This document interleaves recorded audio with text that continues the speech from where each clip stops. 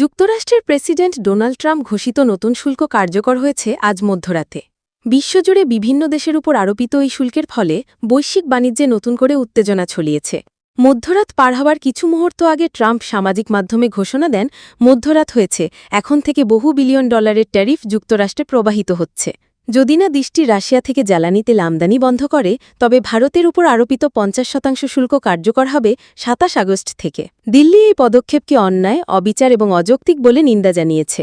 দিল্লি বলেছে তারা জাতীয় স্বার্থ রক্ষা করবে। বুধবার প্রেসিডেন্ট ট্রাম্প বিদেশে তৈরি কম্পিউটার চিপের উপর ১০০% শুল্কের হুমকি দেন। তবে যুক্তরাষ্ট্রের বড় বিনিয়োগকারী প্রতিষ্ঠান যেমন দক্ষিণ কোরিয়ার স্যামসাং, এসকে হাইনিক্স এবং তাইওয়ানের টিএসএমসি এই নতুন শুল্ক থেকে আপাতত রেহাই পেয়েছে। লাওস এবং মিয়ানমারের মতো উৎপাদন নির্ভর দেশগুলোর উপর ৪০% পর্যন্ত শুল্ক বসানো হয়েছে, যা এই অঞ্চলকে বড় ধাক্কা দিতে পারে। বিশ্লেষকদের মতে চীনের সাথে ঘনিষ্ঠ বাণিজ্য সম্পর্ক থাকা দেশগুলোকে টার্গেট করেই এই পদক্ষেপ নেওয়া হয়েছে।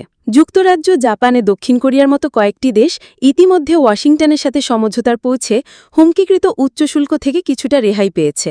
ইউরোপীয় ইউনিয়নের সাথেও একটি চুক্তি হয়েছে, যার আওতায় ১৫% শুল্ক মেনে নিয়েছে ব্রাসেলস। কানাডার উপর ট্যারিফ ২৫% থেকে বাড়িয়ে ৩৫% করা হয়েছে, ফেন্টানিল ও অন্যান্য মাদক পাচার ঠেকাতে সহযোগিতা না করার অভিযোগে।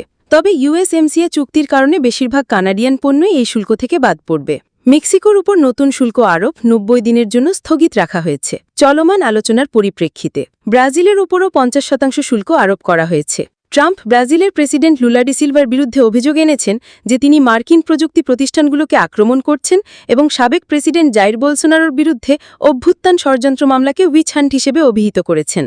চীনের সঙ্গে ৯০ দিনের ট্যারিফ স্থগিতাদেশের মেয়াদ ১২ আগস্ট শেষ হতে চলেছে, তার আগেই নতুন করে আলোচনার উদ্যোগ নেওয়া হয়েছে। বিশ্বজুড়ে ব্যবসা প্রতিষ্ঠানগুলো এই শুল্ক নীতিকে কেন্দ্র করে মিশ্র প্রতিক্রিয়া জানাচ্ছে। অনেকেই উদ্বেগ প্রকাশ করলেও কেউ কেউ মার্কিন বাজারে বিনিয়োগ বাড়ানোর সিদ্ধান্ত নিচ্ছে, যেমন অ্যাপলের নতুন $১০০ বিলিয়ন বিনিয়োগ পরিকল্পনা।